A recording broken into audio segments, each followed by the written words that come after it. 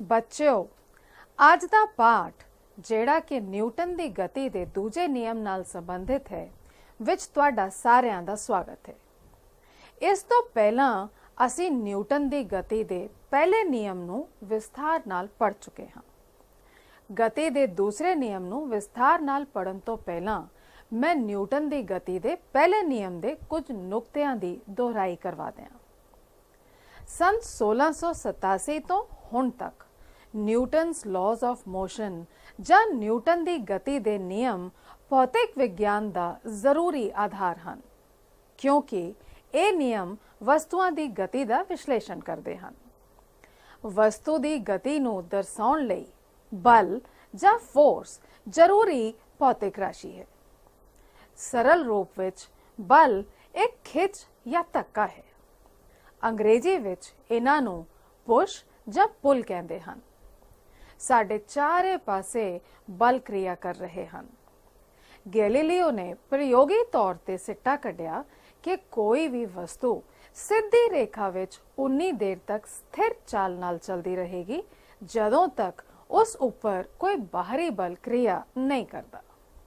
ਉਸ ਨੇ ਬਾਅਦ ਵਿੱਚ ਇਹ ਨਤੀਜਾ ਕੱਢਿਆ ਕਿ ਇਹ ਵਸਤੂ ਦੀ ਜੜਤਾ ਦੇ ਕਾਰਨ ਹੈ ਕਿ ਕੋਈ ਵੀ ਵਸਤੂ ਆਪਣੀ ਸਥਿਤੀ ਭਾਵ ਸਥਿਰ ਅਵਸਥਾ ਜਾਂ ਗਤੀਸ਼ੀਲ ਅਵਸਥਾ ਵਿੱਚ ਆਪਣੇ ਆਪ ਪਰਿਵਰਤਨ ਨਹੀਂ ਕਰਦੀ। ਨਿਊਟਨ ਨੇ ਗੈਲੀਲੀਓ ਦੇ ਨਿਯਮ ਨੂੰ ਗਣਿਤਿਕ ਤੌਰ ਤੇ ਦਰਸਾਇਆ, ਜਿਸ ਨੂੰ ਨਿਊਟਨ ਦੀ ਗਤੀ ਦਾ ਪਹਿਲਾ ਨਿਯਮ ਕਹਿੰਦੇ ਹਨ। ਨਿਊਟਨ ਦੇ ਫਰਸਟ ਲਾਅ ਆਫ ਮੋਸ਼ਨ ਦੇ ਅਨੁਸਾਰ ਕੋਈ ਵਸਤੂ ਉਨੀ ਦੇਰ ਤੱਕ ਸਥਿਰ ਅਵਸਥਾ ਜਾਂ ਸਟੇਟ ਆਫ ਰੈਸਟ ਵਿੱਚ ਰਹਿੰਦੀ ਹੈ ਜਦੋਂ ਤੱਕ ਉਸ ਉੱਪਰ ਕੋਈ ਬਾਹਰੀ ਬਲ ਜਾਂ ਐਕਸਟਰਨਲ ਫੋਰਸ ਕਿਰਿਆ ਨਹੀਂ ਕਰਦਾ। ਕੋਈ ਵਸਤੂ ਉਨੀ ਦੇਰ ਤੱਕ ਸਥਿਰ ਚਾਲ ਅਤੇ ਸਿੱਧੀ ਰੇਖਾ ਵਿੱਚ ਇੱਕ ਸਮਾਨ ਗਤੀ ਯਾਨੀ ਯੂਨੀਫਾਰਮ ਮੋਸ਼ਨ ਅਤੇ ਇੱਕੋ ਹੀ ਦਿਸ਼ਾ ਵਿੱਚ ਚਲਦੀ ਰਹਿੰਦੀ ਹੈ ਜਦੋਂ ਤੱਕ ਉਸ ਉੱਪਰ ਕੋਈ ਬਾਹਰੀ ਬਲ ਕਿਰਿਆ ਨਹੀਂ ਕਰਦਾ। ਪਹਿਲਾ ਨਿਯਮ ਉਸ ਕੰਡੀਸ਼ਨ ਵਿੱਚ ਲੱਗਦਾ ਹੈ ਜਦੋਂ ਵਸਤੂ ਤੇ ਲੱਗ ਰਿਹਾ ਫੋਰਸ ਜ਼ੀਰੋ ਹੋਵੇ। ਗਤੀ ਦਾ ਦੂਸਰਾ ਨਿਯਮ ਉਸ ਕੰਡੀਸ਼ਨ ਵਿੱਚ ਲੱਗਦਾ ਹੈ ਜਦੋਂ ਵਸਤੂ ਤੇ ਕੋਈ ਐਕਸਟਰਨਲ ਫੋਰਸ ਕਿਰਿਆ ਕਰਦਾ ਹੈ। ਅੱਜ ਦੇ ਵਿਸ਼ੇ ਵਿੱਚ ਅਸੀਂ ਗਤੀ ਦੇ ਦੂਸਰੇ ਨਿਯਮ ਬਾਰੇ ਜਾਣਕਾਰੀ ਹਾਸਲ ਕਰਦੇ ਹਾਂ ਅਤੇ ਦੇਖਦੇ ਹਾਂ ਕਿ ਸਾਡੀ ਰੋਜ਼ਾਨਾ ਜ਼ਿੰਦਗੀ ਵਿੱਚ ਇਹ ਕਿਵੇਂ ਕੰਮ ਆਉਂਦਾ ਹੈ। ਜੇ ਤੁਸੀਂ ਆਪਣੀ ਬਾਹ ਫੈਲਾ ਕੇ ਆਪਣੇ ਹੱਥ ਉੱਪਰ ਇੱਕ ਕਿਤਾਬ ਰੱਖੋ ਤਾਂ ਤੁਹਾਨੂੰ ਹੱਥ ਤੇ ਉੱਪਰ ਵੱਲ ਬਲ ਲਗਾਉਣਾ ਪਵੇਗਾ ਤਾਂ ਜੋ ਗੁਰੂਤਾਕਰਸ਼ਣ ਬਲ ਨੂੰ ਵੀ ਸੰਤੁਲਿਤ ਕੀਤਾ ਜਾ ਸਕੇ। ਜੇ ਤੁਸੀਂ ਅਚਾਨਕ ਆਪਣੇ ਹੱਥ ਨੂੰ ਕਿਤਾਬ ਦੇ ਥੱਲਿਓਂ ਹਟਾ ਲਵੋ ਤਾਂ ਕਿਤਾਬ ਤੇ ਕੇਵਲ ਗੁਰੂਤਾਕਰਸ਼ਣ ਬਲ ਕਿਰਿਆ ਕਰੇਗਾ। ਇਹ ਹੇਠਾਂ ਵੱਲ ਪ੍ਰਵੇਗਿਤ ਹੋਵੇਗੀ ਅਤੇ ਹੇਠਾਂ ਵੱਲ ਪ੍ਰਵੇਗਿਤ ਗਤੀ ਯਾਨੀ ਐਕਸਲਰੇਟਡ ਮੋਸ਼ਨ ਕਰੇਗੀ। ਕੀ ਤੁਸੀਂ ਮੈਨੂੰ ਪ੍ਰਵੇਗ ਜਾਂ ਐਕਸਲਰੇਸ਼ਨ ਦਾ ਕਾਰਨ ਦੱਸੋਗੇ? ਹਾਂ, ਇਹ ਨਿਊਟਨ ਦੀ ਗਤੀ ਦੇ ਦੂਸਰੇ ਨਿਯਮ ਦੀ ਸਾਧਾਰਨ ਉਦਾਹਰਣ ਹੈ, ਜਿਸ ਨੂੰ ਇਸ ਤਰ੍ਹਾਂ ਪ੍ਰਭਾਸ਼ਿਤ ਕੀਤਾ ਜਾਂਦਾ ਹੈ ਕਿ ਅਸੰਤੁਲਿਤ ਬਲਾਂ ਦੇ ਕਾਰਨ ਪ੍ਰਵੇਗ ਪੈਦਾ ਹੁੰਦਾ ਹੈ। ਨਿਊਟਨ ਦੀ ਗਤੀ ਦੇ ਦੂਜੇ ਨਿਯਮ ਦੀ ਹੋਰ ਵਿਆਖਿਆ ਕਰਨ ਤੋਂ ਪਹਿਲਾਂ ਤੁਹਾਨੂੰ ਇੱਕ ਕਿਰਿਆ ਦਿਖਾਉਂਦੇ ਹਾਂ। ਮੰਨ ਲਵੋ ਦੋ ਕਾਰਾਂ ਹਨ। ਮੰਨ ਲਓ ਪਹਿਲੀ ਕਾਰ ਦਾ ਪੁੰਜ ਯਾਨੀ ਮਾਸ m ਹੈ ਅਤੇ ਦੂਜੀ ਕਾਰ ਦਾ ਪੁੰਜ 2m ਹੈ। ਜੇ ਇੱਕ ਵਿਅਕਤੀ ਪਹਿਲੀ ਕਾਰ ਨੂੰ F ਬਲ ਯਾਨੀ ਫੋਰਸ ਲਗਾ ਕੇ ਤੱਕਦਾ ਹੈ ਤਾਂ ਦੋ ਵਿਅਕਤੀ ਦੂਸਰੀ ਕਾਰ ਨੂੰ ਬਲ 2F ਨਾਲ ਤੱਕਣਗੇ ਤਾਂ ਜੋ ਦੋਵੇਂ ਕਾਰਾਂ ਦਾ ਪ੍ਰਵੇਗ ਯਾਨੀ ਐਕਸਲਰੇਸ਼ਨ ਸਮਾਨ ਹੋਵੇ। ਇਸ ਤੋਂ ਪਤਾ ਲੱਗਦਾ ਹੈ ਕਿ ਵਸਤੂ ਤੇ ਲੱਗ ਰਿਹਾ ਬਲ ਵਸਤੂ ਦੇ ਪੁੰਜ ਦੇ ਸਮਾਨ ਅਨੁਪਾਤੀ ਯਾਨੀ ਡਾਇਰੈਕਟਲੀ ਪ੍ਰੋਪੋਰਸ਼ਨਲ ਹੁੰਦਾ ਹੈ। ਆਓ ਇੱਕ ਹੋਰ ਪ੍ਰਯੋਗ ਕਰੀਏ। ਸਾਡੇ ਕੋਲ ਸਮਾਨ ਪੁੰਜ ਦੇ ਦੋ ਬਲਾਕ ਹਨ। ਅਸੀਂ ਸਪ੍ਰਿੰਗ ਤੁਲਾ ਜਾਂ ਸਪ੍ਰਿੰਗ ਬੈਲੈਂਸ ਦੀ ਸਹਾਇਤਾ ਨਾਲ ਦੋਨਾਂ ਤੇ ਬਲ ਲਗਾਈਏ ਅਤੇ ਬਾਹਰੀ ਬਲ ਦੀ ਪੜਤ ਨੋਟ ਕਰੀਏ। ਜੇ ਅਸੀਂ ਇੱਕ ਬਲਾਕ ਤੇ ਬਲ F ਲਗਾਉਂਦੇ ਹਾਂ ਤਾਂ ਇਸ ਦਾ ਪ੍ਰਵੇਗ A ਹੁੰਦਾ ਹੈ।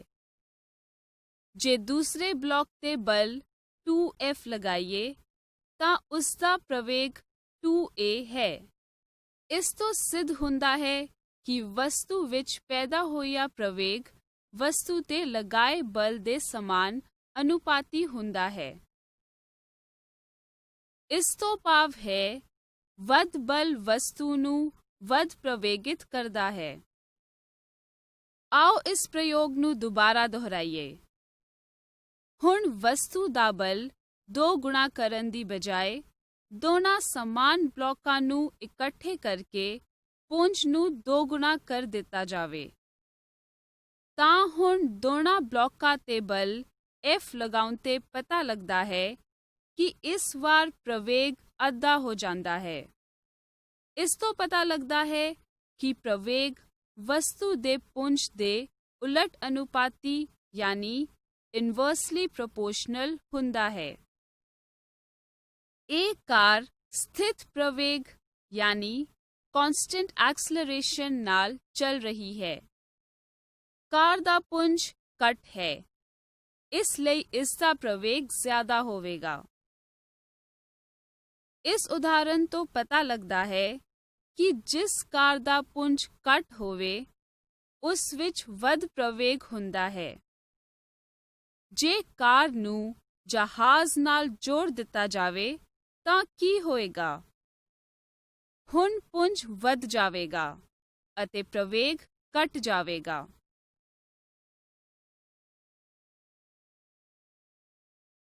ਨਿਊਟਨ ਦੇ ਗਤੀ ਦੇ ਦੂਜੇ ਨਿਯਮ ਨਾਲ ਇਹਨਾਂ ਨਤੀਜਿਆਂ ਨੂੰ ਇਕੱਠੇ ਕਰਨ ਤੇ ਅਸੀਂ ਸਿੱਟਾ ਕੱਢਦੇ ਹਾਂ ਕਿ ਬਲ ਇੱਕ ਹੀ ਦਿਸ਼ਾ ਵਿੱਚ ਕਿਰਿਆ ਕਰਦਾ ਹੈ ਅਤੇ ਇਹ ਪ੍ਰਵੇਗ ਬਲ ਅਤੇ ਪੁੰਜ ਦਾ ਅਨੁਪਾਤ ਹੈ। ਇਸ ਤੋਂ ਪਤਾ ਲੱਗਦਾ ਹੈ ਕਿ ਬਲ ਵਸਤੂ ਦੇ ਪੁੰਜ ਅਤੇ ਪ੍ਰਵੇਗ ਦੇ ਗੁਣਨਫਲ ਦੇ ਬਰਾਬਰ ਹੈ। ਭਾਵੇਂ ਅਸੀਂ ਸੰਵੇਗ ਨੂੰ ਪਹਿਲਾਂ ਵੀ ਵਿਸਥਾਰਪੂਰਵਕ ਪੜ੍ਹ ਚੁੱਕੇ ਹਾਂ, ਪਰ ਅੱਜ ਦੇ ਵਿਸ਼ੇ ਨੂੰ ਸਿਲਸਿਲੇਵਾਰ ਰੱਖਣ ਲਈ ਮੈਂ ਪਹਿਲਾਂ ਸੰਵੇਗ ਯਾਨੀ ਮੋਮੈਂਟਮ ਬਾਰੇ ਦੱਸ ਦਿਆਂ। ਇਹ ਵਸਤੂ ਦੇ ਵੇਗ ਜੋ ਉਸ ਵਿੱਚ ਹੋਏ ਪਰਿਵਰਤਨ ਬਾਰੇ ਦੱਸਦਾ ਹੈ ਅਤੇ ਵਸਤੂ ਦੇ ਪੁੰਜ ਅਤੇ ਉਸ ਦੇ ਵੇਗ ਦੇ ਗੁਣਨਫਲ ਦੇ ਬਰਾਬਰ ਹੁੰਦਾ ਹੈ। ਜੇ ਸੰਵੇਗ P ਵਸਤੂ ਦਾ ਪੁੰਜ m ਅਤੇ ਵਸਤੂ ਦਾ ਵੇਗ ਜਾਂ ਵੈਲੋਸਿਟੀ v ਹੋਵੇ ਤਾਂ ਸੰਵੇਗ P ਬਰਾਬਰ ਹੋਵੇਗਾ m ਗੁਣਾ v ਦੇ। ਅਸੀਂ ਜਾਣਦੇ ਹਾਂ ਕਿ ਇਕਾਈ ਸਮੇਂ ਵਿੱਚ ਵਸਤੂ ਦੇ ਵੇਗ ਵਿੱਚ ਹੋਏ ਪਰਿਵਰਤਨ ਨੂੰ ਪ੍ਰਵੇਗ ਕਹਿੰਦੇ ਹਨ। ਜੇ ਪ੍ਰਵੇਗ ਨੂੰ a ਨਾਲ ਦਰਸਾਈਏ ਤਾਂ a ਬਰਾਬਰ ਹੈ v ਮਾਈਨਸ u ਬਟਾ t ਦੇ। ਇਸ ਲਈ ਬਲ ਵਸਤੂ ਦੇ ਪੁੰਜ ਅਤੇ ਵੇਗ ਵਿੱਚ ਪਰਿਵਰਤਨ ਦੀ ਦਰ ਦੇ ਗੁਣਨਫਲ ਦੇ ਬਰਾਬਰ ਹੈ। ਇਸ ਲਈ F ਬਰਾਬਰ ਹੈ m ਗੁਣਾ v ਮਾਈਨਸ u ਬਟਾ t ਦੇ। ਇਸ ਤਰ੍ਹਾਂ ਬਲ F ਬਰਾਬਰ ਹੈ mv ਮਾਈਨਸ mu ਬਟਾ t ਦੇ, ਜਾਂ ਬਲ ਕਿਸੇ ਵਸਤੂ ਦੇ ਸੰਵੇਗ ਵਿੱਚ ਇਕਾਈ ਸਮੇਂ ਵਿੱਚ ਹੋਏ ਪਰਿਵਰਤਨ ਦੇ ਬਰਾਬਰ ਹੈ। ਇਸ ਲਈ ਨਿਊਟਨ ਦੀ ਗਤੀ ਦੇ ਦੂਸਰੇ ਨਿਯਮ ਨੂੰ ਇਸ ਤਰ੍ਹਾਂ ਦੁਬਾਰਾ ਪਰਿਭਾਸ਼ਿਤ ਕੀਤਾ ਜਾ ਸਕਦਾ ਹੈ ਕਿ ਕਿਸੇ ਵਸਤੂ ਵਿੱਚ ਇਕਾਈ ਸਮੇਂ ਵਿੱਚ ਸੰਵੇਗ ਵਿੱਚ ਹੋਇਆ ਪਰਿਵਰਤਨ ਵਸਤੂ ਤੇ ਲੱਗ ਰਹੇ ਬਲ ਦੇ ਸਮਾਨ ਅਨੁਪਾਤੀ ਹੁੰਦਾ ਹੈ ਅਤੇ ਸੰਵੇਗ ਪਰਿਵਰਤਨ ਬਲ ਦੀ ਦਿਸ਼ਾ ਵਿੱਚ ਹੁੰਦਾ ਹੈ।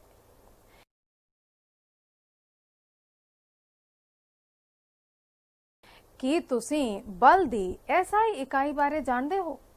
ਅਸੀਂ ਜਾਣਦੇ ਹਾਂ ਕਿ SI ਪ੍ਰਣਾਲੀ ਵਿੱਚ ਪੁੰਜ ਦੀ ਇਕਾਈ ਕਿਲੋਗ੍ਰਾਮ ਅਤੇ ਐਕਸਲਰੇਸ਼ਨ ਜਾਂ ਪ੍ਰਵੇਗ ਦੀ ਇਕਾਈ ਮੀਟਰ ਪ੍ਰਤੀ ਵਰਗ ਸੈਕਿੰਡ ਹੈ। ਇਸ ਲਈ SI ਪ੍ਰਣਾਲੀ ਵਿੱਚ ਬਲ ਦੀ ਇਕਾਈ ਕਿਲੋਗ੍ਰਾਮ ਮੀਟਰ ਪ੍ਰਤੀ ਵਰਗ ਸੈਕਿੰਡ ਹੈ, ਜਿਸ ਨੂੰ ਨਿਊਟਨ ਵੀ ਕਿਹਾ ਜਾਂਦਾ ਹੈ। ਕੀ ਤੁਸੀਂ ਇੱਕ ਨਿਊਟਨ ਦੀ ਪਰਿਭਾਸ਼ਾ ਦੱਸ ਸਕਦੇ ਹੋ? ਕਿਸੇ ਵਸਤੂ ਦਾ ਬਲ 1 ਨਿਊਟਨ ਉਦੋਂ ਕਿਹਾ ਜਾਂਦਾ ਹੈ ਜਦੋਂ 1 ਕਿਲੋਗ੍ਰਾਮ ਪੁੰਜ ਦੀ ਵਸਤੂ ਵਿੱਚ 1 ਮੀਟਰ ਪ੍ਰਤੀ ਵਰਗ ਸੈਕਿੰਡ ਦਾ ਪ੍ਰਵੇਗ ਪੈਦਾ ਕੀਤਾ ਜਾ ਸਕੇ। ਬਲ ਦੀ ਦੂਜੀ ਮਹੱਤਵਪੂਰਨ ਇਕਾਈ ਡਾਇਨ ਹੈ। ਇਹ CGS ਪ੍ਰਣਾਲੀ ਦੀ ਇਕਾਈ ਹੈ। एक डाइन बराबर है 1 ग्राम गुणा 1 सेंटीमीटर प्रति वर्ग सेकंड। किसी वस्तु का बल एक डाइन उदों कहा जाता है जदों 1 ग्राम पुंज की वस्तु विच 1 सेंटीमीटर प्रति सेकंड का प्रवेग पैदा किया जा सके। की तुसी न्यूटन अते डाइन विच संबंध स्थापित कर सकते हो? ਅਸੀਂ ਜਾਣਦੇ ਹਾਂ ਕਿ 1 ਕਿਲੋਗ੍ਰਾਮ 1000 ਗ੍ਰਾਮ ਦੇ ਬਰਾਬਰ ਹੈ ਅਤੇ 1 ਮੀਟਰ 100 ਸੈਂਟੀਮੀਟਰ ਦੇ ਬਰਾਬਰ ਹੈ। ਇਸ ਲਈ ਨਿਊਟਨ 1000 ਗ੍ਰਾਮ ਗੁਣਾ 100 ਸੈਂਟੀਮੀਟਰ ਪ੍ਰਤੀ ਵਰਗ ਸੈਕਿੰਡ ਦੇ ਬਰਾਬਰ ਹੈ, ਭਾਵ 10 ਦੀ ਘਾਤ 5 ਡਾਇਨ ਦੇ ਬਰਾਬਰ ਹੈ।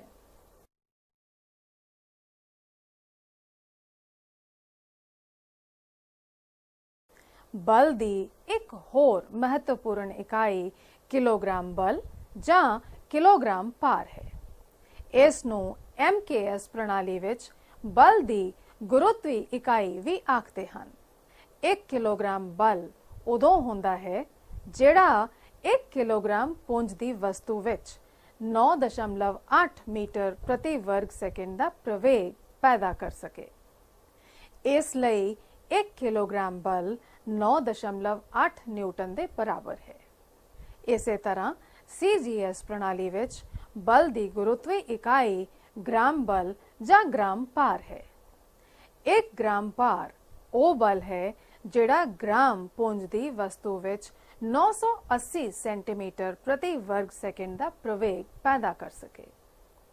इसलिए 1 ग्राम बल 980 डाइन के बराबर है। ਅਸੀਂ ਜਾਣਦੇ ਹਾਂ ਕਿ ਲਾਇਆ ਗਿਆ ਬਲ ਸੰਵੇਗ ਵਿੱਚ ਪਰਿਵਰਤਨ ਅਤੇ ਸਮੇਂ ਨਾਲ ਭਾਗ ਦੇ ਸਮਾਨਾਨੁਪਾਤੀ ਹੈ। ਇੱਥੇ ਸੰਵੇਗ ਵਿੱਚ ਪਰਿਵਰਤਨ ਬਰਾਬਰ ਹੈ m ਗੁਣਾ v ਅਤੇ u ਦੇ ਫਰਕ ਦੇ। ਇਸ ਕਰਕੇ ਲਾਇਆ ਗਿਆ ਬਲ Fm ਗੁਣਾ v ਮਾਈਨਸ u ਬਟਾ t ਦੇ ਸਮਾਨਾਨੁਪਾਤੀ ਹੈ। ਇਸ ਲਈ Fm ਅਤੇ a ਦੇ ਗੁਣਨਫਲ ਦੇ ਸਮਾਨ ਅਨੁਪਾਤੀ ਹੋਇਆ, ਜੋ ਕਿ ਬਰਾਬਰ ਹੈ k ਗੁਣਾ m ਗੁਣਾ a ਦੇ। ਜੇ f ਬਰਾਬਰ ਹੈ ਇਕਾਈ ਯੂਨਿਟ ਦੇ, m ਬਰਾਬਰ ਹੈ ਇਕਾਈ ਯੂਨਿਟ ਦੇ ਅਤੇ a ਬਰਾਬਰ ਹੈ ਇਕਾਈ ਯੂਨਿਟ ਦੇ, ਤਾਂ k ਬਰਾਬਰ ਹੋਵੇਗਾ ਇਕਾਈ ਦੇ ਅਤੇ f ਬਰਾਬਰ ਹੋਵੇਗਾ m ਗੁਣਾ a ਦੇ, ਜੋ ਕਿ न्यूटन दा गति दा दूजा नियम है। आओ मैं तुहानू न्यूटन दे दूजे नियम दा एक महत्वपूर्ण पक्ष दिखावां। मन लो किसी वस्तु ते कुल 0 बल लग रहा है, तां न्यूटन दी गति दे दूसरे नियम अनुसार वस्तु दा प्रवेग 0 नू पुंज m नाल भाग करन ते 0 प्राप्त होंदा है, भाव वस्तु दा प्रवेग 0 होवेगा। पर जे वस्तु का प्रवेग 0 है तब वस्तु ते स्थिर वेग होवेगा जां वस्तु स्थिर अवस्था विच होवेगी। दूजे शब्दां विच जे वस्तु ते लग रहा कुल बल 0 होवे तां गतिशील अवस्था विच स्थिर वेग नाल चल रही वस्तु उसे स्थिरी वेग नाल चलती रहेगी ਅਤੇ ਜੇ ਵਸਤੂ ਸਥਿਰ ਅਵਸਥਾ ਵਿੱਚ ਹੋਵੇ ਤਾਂ ਉਸੇ ਸਥਿਰ ਅਵਸਥਾ ਵਿੱਚ ਹੀ ਬਣੀ ਰਹੇਗੀ। ਇਹ ਹੀ ਨਿਊਟਨ ਦਾ ਗਤੀ ਦਾ ਪਹਿਲਾ ਨਿਯਮ ਹੈ। ਇਸ ਲਈ ਨਿਊਟਨ ਦੀ ਗਤੀ ਦਾ ਪਹਿਲਾ ਨਿਯਮ ਅਤੇ ਦੂਸਰਾ ਨਿਯਮ ਇੱਕ ਦੂਸਰੇ ਨਾਲ ਸੰਬੰਧਿਤ ਹਨ। ਨਿਊਟਨ ਦੇ ਗਤੀ ਦੇ ਦੂਜੇ ਨਿਯਮ ਦੀਆਂ ਸਫਲਤਾਵਾਂ ਬਾਰੇ ਜਾਣਨ ਤੋਂ ਪਹਿਲਾਂ ਆਓ ਕੁਝ ਸਵਾਲਾਂ ਨੂੰ ਹੱਲ ਕਰਨ ਦਾ ਯਤਨ ਕਰੀਏ। ਕਿਸੇ 8 ਕਿਲੋਗ੍ਰਾਮ ਪੁੰਜ ਦੀ ਗੇਂਦ ਵਿੱਚ 5 ਮੀਟਰ ਪ੍ਰਤੀ ਵਰਗ ਸੈਕਿੰਡ ਦਾ ਪ੍ਰਵੇਗ ਪੈਦਾ ਕਰਨ ਲਈ ਕਿੰਨੇ ਬਲ ਦੀ ਲੋੜ ਹੈ? ਉੱਤਰ ਦੇਖੋ।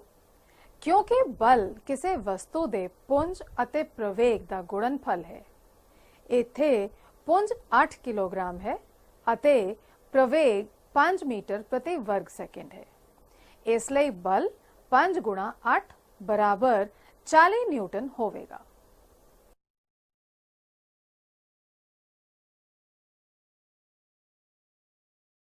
ਸਾਡੀ ਦੂਜੀ ਸਮੱਸਿਆ ਵਿੱਚ ਇੱਕ ਟਰੱਕ ਦਾ ਪੁੰਜ 8 ਮੀਟ੍ਰਿਕ ਟਨ ਹੈ। ਇਹ ਸਥਿਰ ਅਵਸਥਾ ਤੋਂ ਪਹਾੜੀ ਦੇ ਹੇਠਾਂ ਵੱਲ ਸਥਿਰ ਵੇਗ ਨਾਲ ਚੱਲ ਰਿਹਾ ਹੈ। ਜੇ ਇਹ 500 ਮੀਟਰ ਦੂਰੀ 20 ਸੈਕਿੰਡ ਵਿੱਚ ਤੈਅ ਕਰੇ ਤਾਂ ਅਸੀਂ ਟਰੱਕ ਤੇ ਲੱਗ ਰਿਹਾ ਬਲ ਅਤੇ ਉਸ ਵਿੱਚ ਪੈਦਾ ਹੋਇਆ ਪ੍ਰਵੇਗ ਪਤਾ ਕਰਨਾ ਹੈ।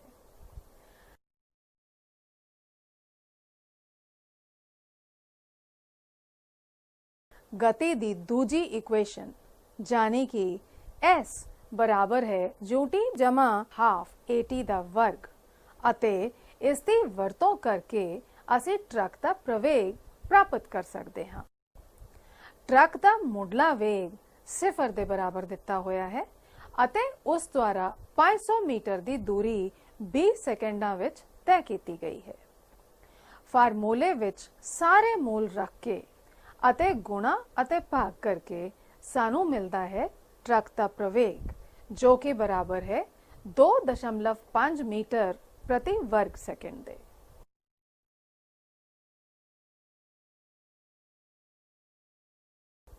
ਇੱਥੇ ਬਲ ਬਰਾਬਰ ਹੈ 8000 ਗੁਣਾ 2.5 यानी कि 20,000 न्यूटन ਦੇ।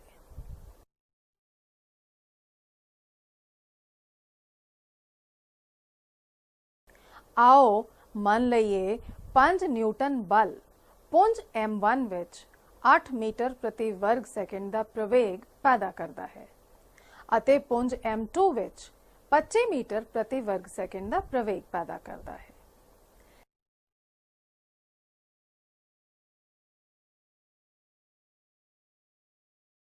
जे दोनों पुंजां नूं एक रस्सी नाल बन्निया जावे तां कितना बल लगेगा?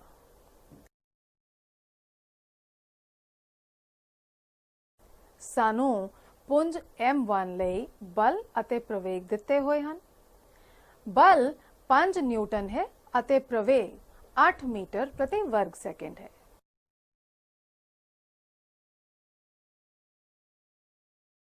पुंज M बराबर है M1 ਦੇ।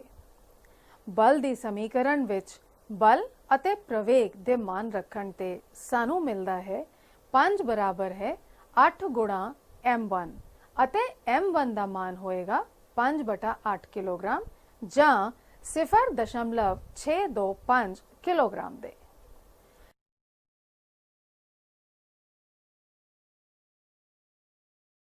ਦੂਜੇ ਪੁੰਜ M2 ਲਈ प्रवेग 25 मीटर प्रति वर्ग सैकेंड है।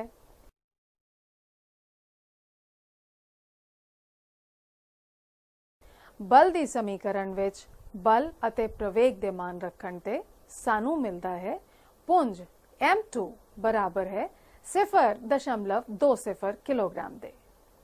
दोनों ਪੁੰਜਾਂ ਨੂੰ ਆਪਸ ਵਿੱਚ ਮਿਲਾਉਣ ਤੇ कुल पुंज ਦਾ मान हो ਜਾਂਦਾ है M बराबर है 0.825 किलोग्राम ਦੇ।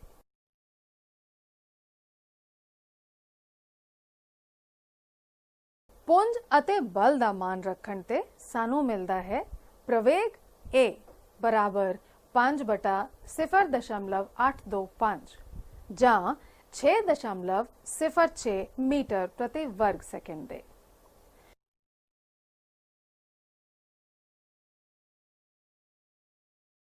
ਸਾਡੀ ਅਗਲੀ ਸਮੱਸਿਆ ਵਿੱਚ ਇੱਕ ਬੰਦੂਕ ਦੀ ਗੋਲੀ ਜਿਸ ਦਾ ਪੁੰਜ 0.05 किलोग्राम है 90 मीटर प्रति सेकंड ਦੇ ਵੇਗ ਨਾਲ ਇੱਕ ਲੱਕੜ ਦੇ ਬਲਾਕ ਵਿੱਚ ਧੱਸਦੀ ਹੈ ਅਤੇ 60 ਸੈਂਟੀਮੀਟਰ ਅੰਦਰ ਜਾ ਕੇ ਰੁਕ ਜਾਂਦੀ ਹੈ।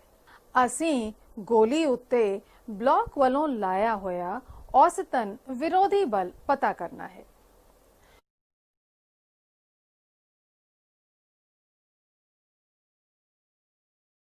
गति ਦੀ ਤੀਸਰੀ ਸਮੀਕਰਨ ਦੀ ਸਹਾਇਤਾ ਨਾਲ ऋणात्मक प्रवेग A ਨੂੰ ਆਰੰਭਿਕ ਵੇਗ ਦੇ ਵਰਗ ਅਤੇ ਦੂਰੀ ਦੇ ਦੁੱਗਣੇ ਨਾਲ ਭਾਗ ਕਰਕੇ ਪ੍ਰਾਪਤ ਕੀਤਾ ਜਾਂਦਾ ਹੈ ਅਤੇ ਇਹ 6750 ਮੀਟਰ ਪ੍ਰਤੀ ਵਰਗ ਸੈਕਿੰਡ ਪ੍ਰਾਪਤ ਹੁੰਦਾ ਹੈ।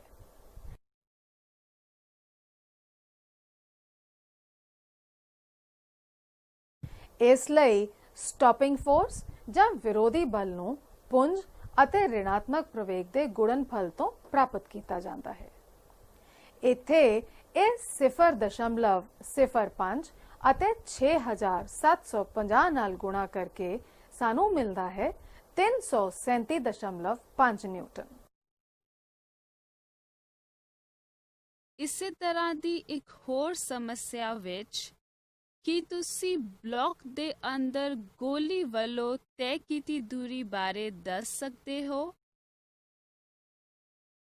ਗਤੀ ਦੀ ਤੀਜੀ ਸਮੀਕਰਨ ਦੀ ਵਰਤੋਂ ਕਰਦਿਆਂ ਗੋਲੀ ਵੱਲੋਂ ਤੈਅ ਕੀਤੀ ਦੂਰੀ s ਹੈ ਅਤੇ u ਦੇ ਵਰਗ ਬਟਾ 2 ਗੁਣਾ ਰਿਟਾਰਡੇਸ਼ਨ ਦੇ ਬਰਾਬਰ ਹੈ, ਜੋ ਕਿ ਬਰਾਬਰ ਹੈ 120 गुणा 120 बटा 2 गुणा 2400, जो कि बराबर है 3 मीटर ਦੇ। ਸਾਡੀ ਅਗਲੀ ਸਮੱਸਿਆ ਵਿੱਚ 200 ਗ੍ਰਾਮ ਪੁੰਜ ਦੀ ਇੱਕ ਗੇਂਦ 15 ਮੀਟਰ ਪ੍ਰਤੀ ਸੈਕਿੰਡ ਆਰੰਭਕ ਵੇਗ ਦੇ ਨਾਲ ਚੱਲ ਰਹੀ ਹੈ ਅਤੇ ਇਸ ਨੂੰ ਕਿਸੇ ਖਿਡਾਰੀ ਵੱਲੋਂ 0.05 ਸੈਕਿੰਡ ਵਿੱਚ ਆਰਾਮ ਦੀ ਅਵਸਥਾ ਵਿੱਚ ਲਾਇਆ ਜਾਂਦਾ ਹੈ। ਖਿਡਾਰੀ ਵੱਲੋਂ ਲਾਇਆ ਗਿਆ ਔਸਤ ਬਲ ਕੀ ਹੈ?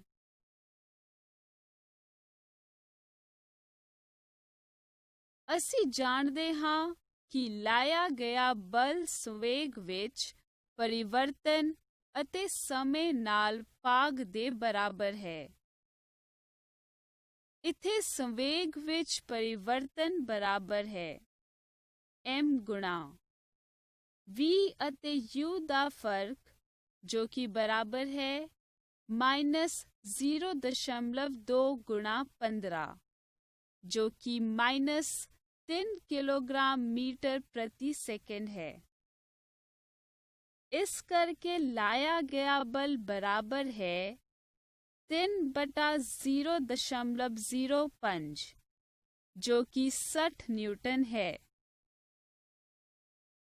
साडी अगली समस्या विच 150 किलोग्राम पुंज वाली एक कार आराम दी अवस्था तो शुरू होंदी है ਅਤੇ ਇੱਕ ਸਮਾਨ ਗਤੀ ਦੇ ਨਾਲ ਪਹਾੜੀ ਤੋਂ ਥੱਲੇ ਆਉਂਦੀ ਹੈ।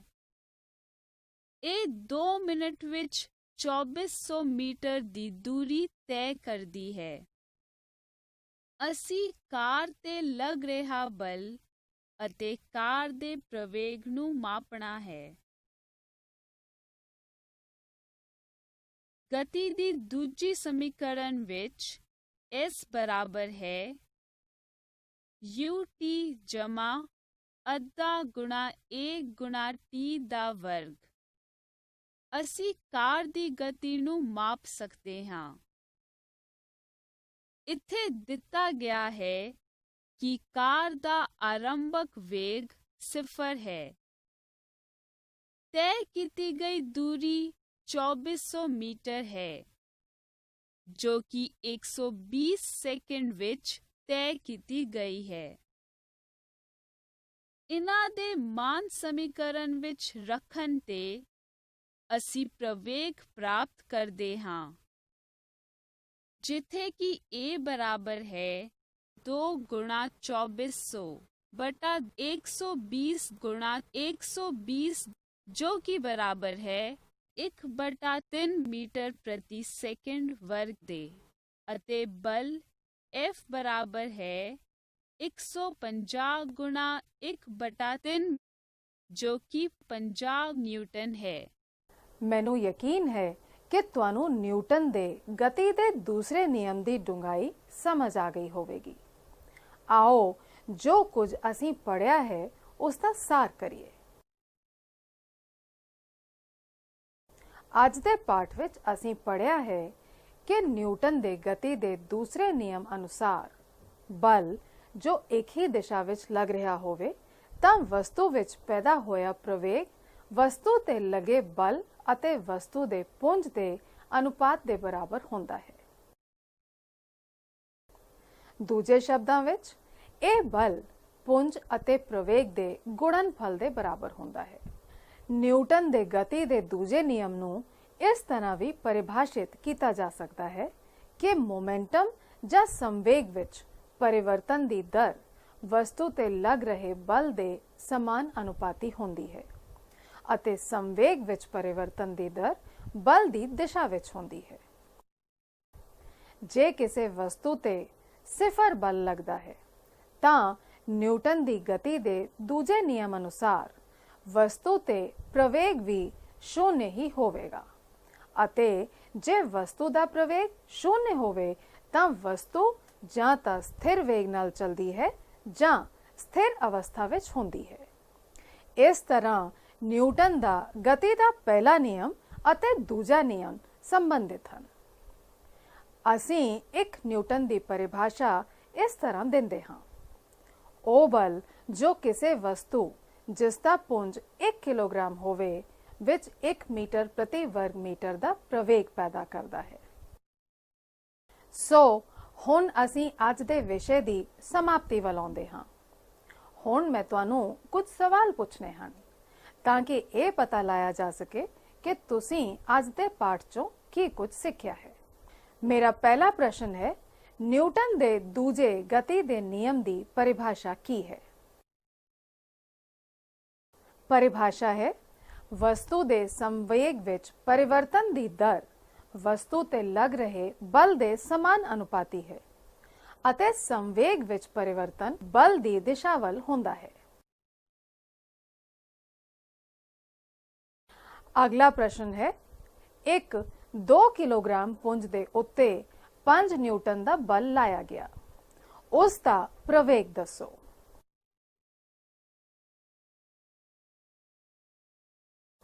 उत्तर है, उसका प्रवेग होवेगा 2.5 मीटर प्रति वर्ग सेकंड। एक और प्रश्न देखो, बल दी एसआई इकाई की है? उत्तर है, बल दी एसआई इकाई न्यूटन है। हुण अगला प्रश्न देखो, न्यूटन अते डाइन विच की संबंध है? उत्तर है, 1 न्यूटन बराबर है 10 दी घात 5 डाइन दे। एक और प्रश्न लो, जे वस्तु ते लग रहा कुल बल 0 होवे तां की वस्तु स्थिर अवस्था विच होवेगी? उत्तर है, गतिशील वस्तु गतिशील अवस्था विच अते स्थिर वस्तु स्थिर अवस्था विच ही रहेगी।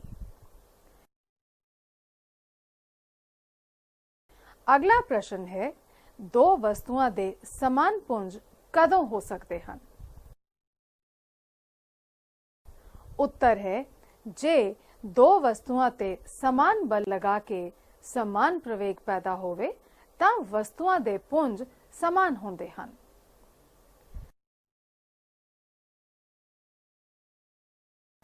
अगला प्रश्न, न्यूटन दे गति दे दूजे नियम दी की महत्ता है?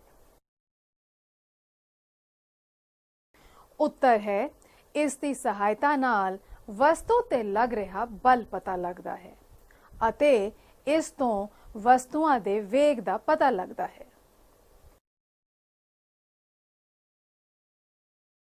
एक और प्रश्न देखो, 1 किलोग्राम बल दी परिभाषा दसो। उत्तर है, ए ओ बल है जेड़ा 1 किलोग्राम पुंज दी वस्तु विच 9.8 मीटर प्रति वर्ग सेकंड दा प्रवेग पैदा कर सकता है। हुण एक और प्रश्न, जे 120 ग्राम बल किसे 490 ग्राम दे पुंज ते 5 सेकंड लई क्रिया करता है तां वस्तु दा वेग कितना होवेगा? ਉੱਤਰ ਦੇਖੋ, ਵਸਤੂ ਦਾ ਵੇਗ 12 ਮੀਟਰ ਪ੍ਰਤੀ ਸੈਕਿੰਡ ਹੋਵੇਗਾ। ਮੈਨੂੰ ਵਿਸ਼ਵਾਸ ਹੈ ਕਿ ਤੁਸੀਂ ਇਸ ਪਾਠ ਦਾ ਭਰਪੂਰ ਆਨੰਦ ਮਾਣਿਆ ਹੋਵੇਗਾ। ਹੁਣ ਅਗਲੀ ਕਲਾਸ ਵਿੱਚ ਫਿਰ ਮਿਲਾਂਗੇ। ਧਿਆਨ ਦੇਣ ਲਈ ਧੰਨਵਾਦ।